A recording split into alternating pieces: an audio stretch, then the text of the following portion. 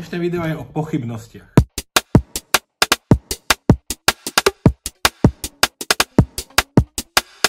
Mal som 30 rokov pred pár dňami. Naozaj veľa mojich kamarátov, väčšinou žien, ale nie len, ktorí mali 30, tak to vlastne pre nich vôbec nebol príjemný čas.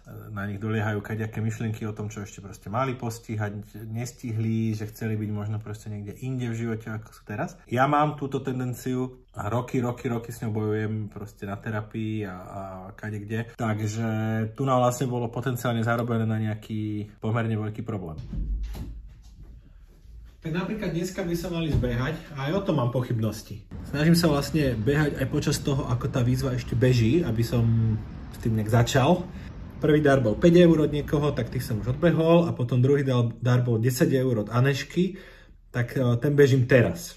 Som na 11 kilometroch, takmer 12 kilometroch, takže vlastne dokopy by som mal odbehnúť 15 kilometrov, aby som mal už odbehaný aj ten Aneškin dar. No, ja už som zabehol 3 niečo, lenže mám pochybnosti, lebo napríklad pršalo, bolí ma tu na trošku nejaká vec na nohe.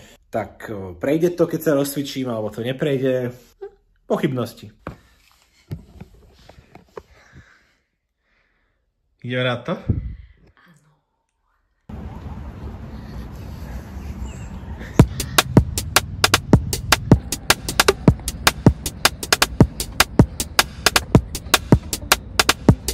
To je môj pacer.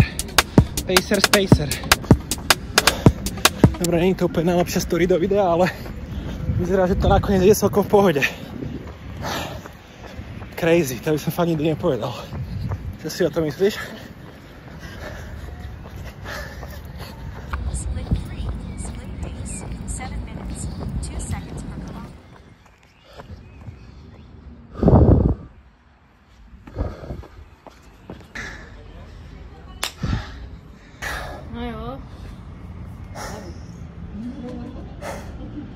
Ale prečo si tak neveríme? Niekedy. Ja neviem vôbec, ja to nechápam. A nakoniec nielen, že som zabehol, ale ešte som sa dal aj bez prestávky, čo vlastne mi absolútne v živote nenapadlo. A bez nejakej extra veľkej námahy som bol schopný vlastne oveľa väčšieho výsledku a toto sa mi deje proste aj v živote bežne, tak preto som to tu nechal, lebo príde mi to ako úžasný príklad toho, ako sa proste podceňujem. Nakoniec to s tým hodnotením tých mojich prvých 30 rokov nedopadlo vôbec zle, hej. Ja si vlastne myslím, že celkom veľa som toho zažil a vlastne som aj vďačný za túto skúsenosť, že som si na to mohol späť nejak pospomínať a prežiť si to. Ten kľúčový moment, kedy som si to naplno uvedomil, vlastne nebol ani tak vďaka mne, ale vďaka kamošovi, ktorý ma na to upozornil v hlasovke. Tak vám asi pustím. Bolo ináč, že dosť milé od teba počuť, že si už čo to prežil, alebo že si to nezažil málo, alebo tak. To je také akože taký, že kompliment sám sebe. A neviem, aký je záver. Treba mať dobrých kamarátov, ktorí nás upozornia na to, že sme lepší, než si myslíme.